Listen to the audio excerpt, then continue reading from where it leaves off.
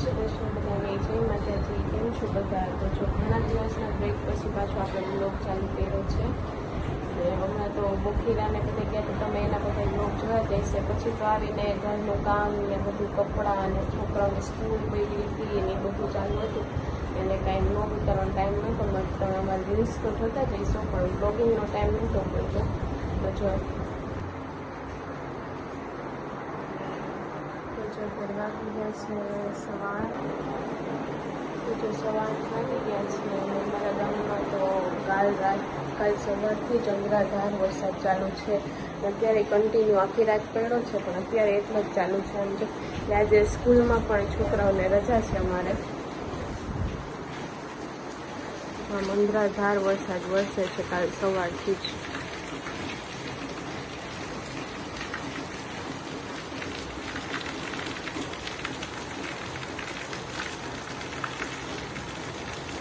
વરસાદ ચાલુ છે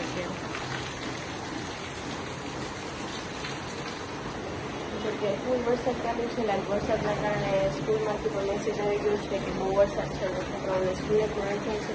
તો ચાલો તો બધા નીચે નાસ્તો કરે છે ગરમ ગરમ નીચે જાય.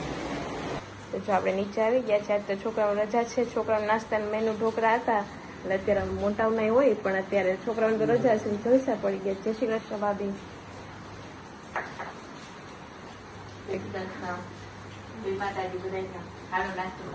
અત્યારે સવારનો મસ્ત ગરમ ગરમ નાસ્તો છે. અમારા આરવ ભાઈ બેઠા છે. જય શ્રી કૃષ્ણ આરવ.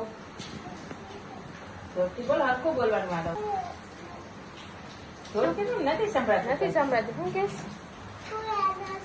કેમ માર ગયો? બહુ વરસાદ એટલે નથી ગયો સ્કૂલ આજે. ફોન આવ્યો હતો સ્કૂલેથી ફોન આવ્યો હતો આજે છોકરાઓને સ્કૂલે નથી મેસેજ આવ્યો હતો. ગુજરાતનો વરસાદ છે. આજુબાજુ વિસ્તારમાં બહુ વરસાદ છે એટલે સ્કૂલ પાછી અમારી બારોબાર છે એટલે ત્યાં બાયપાસ આગળ છે એટલે રજા જાહેર કરી છે છોકરાઓને. તો અમારા કુંજભાઈ છે ને ત્યાં નાય છે. તો અમારા કુંજભાઈ વરસાદમાં નાય છે ફરિયામાં. જો બધા સ્ટન્ટ બતાવશે અત્યારે ફરિયામાં. તો ચાલો હવે આપણે પણ નાસ્તો કરી લઈને તો હમણાં બ્રજમાં ઉઠી જાય પાછા એને તમને ખબર તો છે કેવા ભજીયા ચાલુ થાય છે હમણાં. ફટાફટ નાસ્તો કરી લેજો.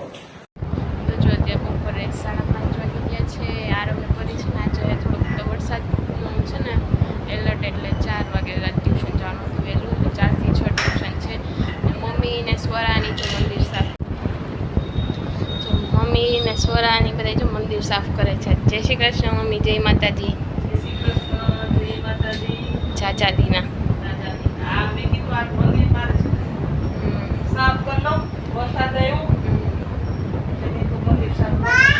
વરસાદમાં છે ને ભેજ વાળું થઈ જાય છે. ચોટી જાય ધૂળું ને બધું એટલે સાફ કર્યું મમ્મીએ મંદિર. સ્વરા તમે શું કરો છો? જય શ્રી કૃષ્ણ.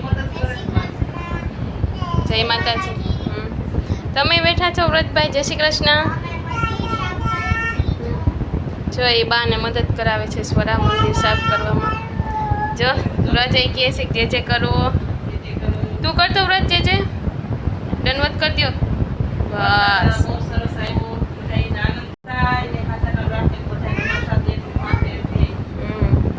બહુ વરસાદ છે બધે. જો સ્વરાબેન કંઈક બતાવે છે. મહાદેવ બતાવે છે સ્વરાબેન. મૂકી દે વ્રત જે જે કહેવાય. કયો છો મમ્મી? હમણાં આવશે શ્રાવણ મહિનાના ઈંડોળા. દરરોજ ઈંડોળા ઝુલાવશો ને તમને દરરોજ બધાને ઈંડોળાના દર્શન થશે. અમે દરરોજ ઈંડોળાના દર્શન કરાવશું. અમે ઘરે ઈંડોળા ઝુલાવીએ છીએ. કાલાવાલા કરીએ બાકી તો આપણાથી થાય જેટલું થાય એટલું કરીએ. હા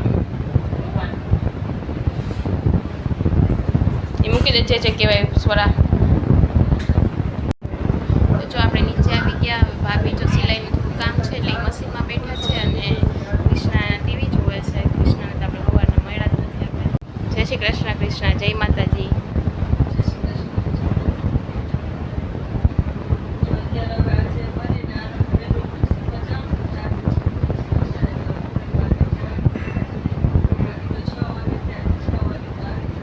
જ વહેલા આવી જાય, વહેલા ગયા છે ને.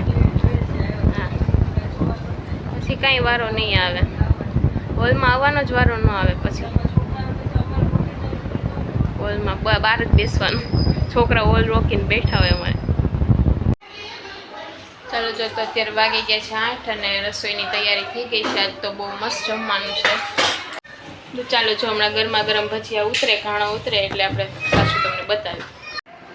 તો શું મેનુ છે કૃષ્ણ આજનું? તો વરસાદ છે એટલે વરસાદ જેવું વાતાવરણ છે એટલે પપ્પા કહે કે ભજીયા બનાવવા છે. અને સવારે વરસાદ પણ ચાલુ જ હતો ને, અત્યારે રહ્યો છે. તો સવારનું નક્કી જ થઈ ગયું કે ભજીયા જ આપણે બનાવવાના છે. આ શેનું બેટર છે? આ છે ને મરચાં કરવાના છે, કાંકરિયા એના માટેનું છે.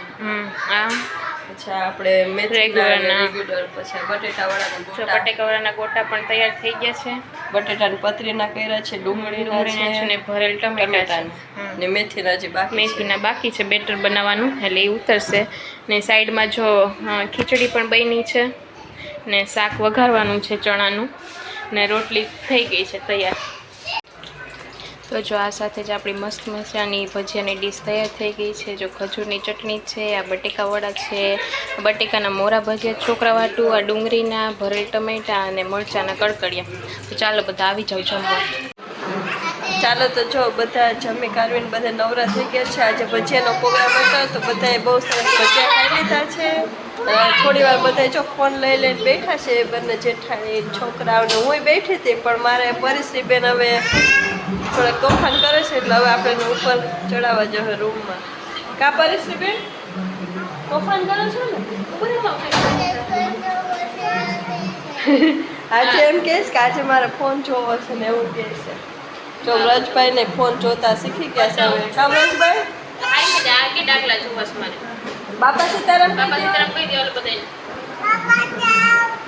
જો વ્રજભાઈ બાપા સીતારામ કહે છે. બરાબર, બાપા સીતારામ કહે છે. તો ચાલ, જો સોરાબેન પણ આવી ગયા. બાપા સીતારામ